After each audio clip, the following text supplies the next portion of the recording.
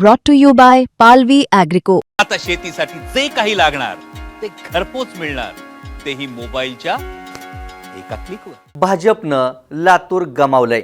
होय, प्रदेश अध्यक्षांमुळेच लातूरमध्ये कमळ कोमेजण्याच्या मार्गावर आहे। एका सभेत बोलताना रवींद्र चव्हाणांनी भाजप सुसंस्कृत पक्ष आहे याबद्दलचा बुरखा स्वतःहून फाडून फेकला।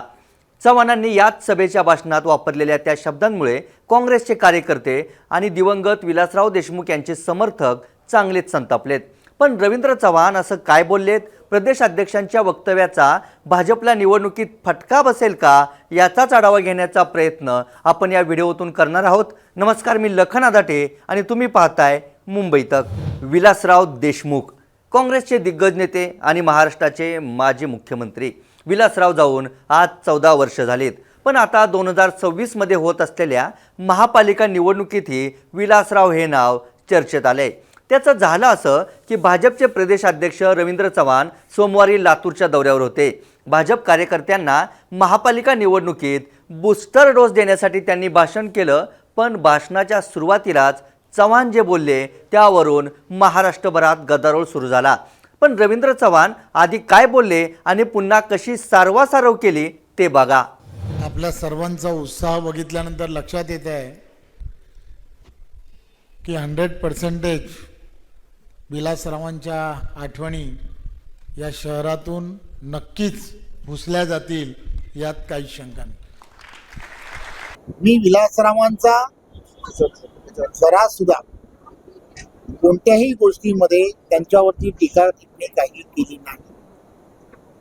तू त्या ठिकाणी त्यावेळेला मी पाहिलं तिथला असणारा काँग्रेसचा अजेंडा काय, तर विलासरावांच्या असणाऱ्या पूर्णच्या पूर्ण विलासराव फार मोठे नेते होते, मुख्यमंत्री म्हणून त्यांनी काम केलंय, परंतु त्यांनी त्यांच्याच बाबतीमध्ये त्यांनाच घेऊन आपण मतदान करावं, विलासरावांना घेऊन मतदान करावं, विलासराव यांनाच फोकस करून काँग्रेस तिथे मतदान मागताय। त्यांच्या चिरंजीवांना हेच सांगण्याचा मी प्रयत्न करेन, जर त्यांच्या भावना दुखावल्या असतील तर त्याची दिलगिरी, पण ती लातूरकरांची दिलगिरी व्यक्त करता पुढचा प्रश्न लातूरकरांची दिलगिरी व्यक्त करता की चिरंजीवांची? चिरंजीवांनी त्या संदर्भामध्ये जेव्हा म्हटलं त्यावेळेला मी हेच म्हटलं की विकासाचं राजकारण हे त्या ठिकाणी व्हायला हवं। नरेंद्र मोदीजी आणि देवेंद्रजींच्या नेतृत्वामध्ये लातूरकरांनी त्या ठिकाणी डेव्हलपमेंटला प्राधान्य दिलं पाहिजे, हे फार महत्त्वाचं आहे। चव्हाणांनी दिलगिरी व्यक्त केली, पण तोपर्यंत हा विषय महाराष्ट्राच्या कानाकोपऱ्यात गेला होता। विलासराव देशमुखांवर हे असं पातळी सोडून बोलल्यानं काँग्रेसचे नेते रवींद्र चव्हाणांवर तुटून पडले। वर्षा गायकवाड, हर्षवर्धन सपकाळ, सतेज पाटलांनी चव्हाणांवर सडकून टीका केली। विलासरावांचे पुत्र आमदार अमित देशमुख यांच्या चेहऱ्यानं सगळं काही सांगून टाकलं, तर अभिनेता रितेश देशमुखने मोजक्या शब्दांमध्ये चव्हाणांचा खरपूस समाचार घेतला। मला असं वाटतं रवींद्र चव्हाण यांनी जे विधान केलंय हे राजकारण आता कुठल्या स्तरावर चाललंय हाच प्रश्न सगळ्याला पडलेला आहे। दुर्दैवी आहे, त्यांनी असं विधान करायला नको होतं आणि लातूरची ही संस्कृती नाही आहे, किंबहुना महाराष्ट्राचीच ही संस्कृती नाही आहे।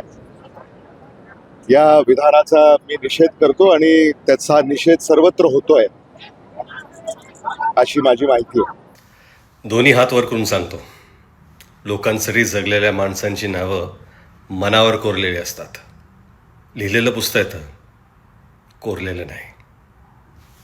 जय महाराष्ट्र। रवींद्र चव्हाणांच्या वक्तव्याने मराठवाड्यासह महाराष्ट्रभरात रोष आहे। काँग्रेस कार्यकर्त्यांसह लातूरकरही प्रचंड संतापलेत। विलासराव आमची ओळख होते, आमच्या स्वाभिमानावर बोलाल तर याद राखा म्हणत लातूरकरांनी भाजपच्या चव्हाणांना थेट इशारा दिलाय। जो या माणसाची ओळख अजातशत्रू म्हणून अख्ख्या महाराष्ट्रामध्ये देशामध्ये आहे, त्या माणसाबद्दल त्यांनी असं वक्तव्य करावं। लातूरची ओळख विलासराव देशमुख साहेब, लातूरचा आत्मा विलासराव देशमुख साहेब आहे, ते कसं पुसतील? काय रवींद्र चव्हाणांना आमचं सांगणं आहे, हे जे तुमचे विचार आहेत हे त्या नागपूरच्या रेशीम बागेमध्ये तुमच्या खाकी चड्डीमध्ये गुंडाळून ठेवा।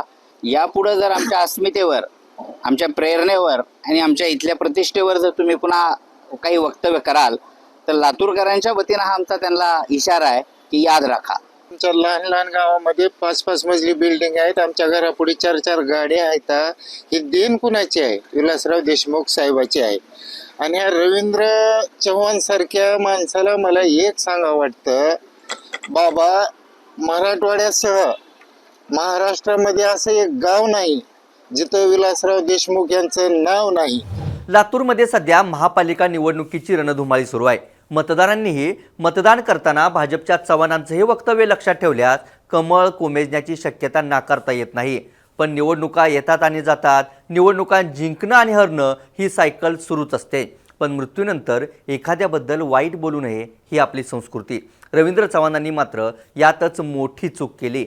एखाद्याने चूक केली तर भाजपचे भक्त पाकिस्तानला पाठवण्याची भाषा करतात. आता हेच भक्त संस्कृतीचा दाखला देत रवींद्र चव्हाणांना देश सोडण्याचा सल्ला देतील का? चूक सगळ्यांकडूनच होत असते, पण माफी मागण्याचा मोठेपणा रवींद्र चव्हाण दाखवतील का? जगातला सर्वात मोठा पक्ष आहे, देशात आणि महाराष्ट्रात सत्ता आहे म्हणून तुम्ही वाटेल ते बोलणार का? असे अनेक सवाल आता विचारले जात आहेत. नगर परिषद निकालात काँग्रेसला अपेक्षेपेक्षा अधिक जागा मिळाल्या होत्या. दिग्गज नेत्यांनी जोरदार प्रचार केलेला नसतानाही काँग्रेस कार्यकर्ते आणि मतदारांनी हाताला साथ दिली होती. त्यांचे विश्लेषण करताना मी विलासराव देशमुख यांच्या जुन्या वक्तव्याचा दाखला दिला होता. विलासराव देशमुख म्हणाले होते, लोकांची चळवळ म्हणजे काँग्रेस. अनेकांनी प्रयत्न केले काँग्रेस संपवायचे, ते संपले, काँग्रेस नाही संपली. हा एवढा प्रचंड इतिहास या काँग्रेसला आहे. त्यागाचा, बलिदानाचा, देशाच्या स्वातंत्र्याच्या लढ्याचा इतिहास आहे. ही काँग्रेस काय अशी कुणाला संपवता संपू शकत नाही. विलासरावांनी सांगितलेला हा चळवळीचा विचार आजही त्यांचे समर्थक विसरलेले नाहीत. माणूस या जगात येतो आणि जातो, पण त्याने दिलेला विचार टिकून राहतो. त्याने केलेलं काम त्यांचं नाव जिवंत ठेवतो. याच कारणामुळे आजही अनेक नेते नव्याने राजकारणात आले, प्रस्थापित झाले, पण विलासराव देशमुखांची जागा कुणालाही घेता आली नाही. कारण आजही कार्यकर्त्यांच्या मनात आठवणींच्या रूपानं विलासराव जिवंत आहेत.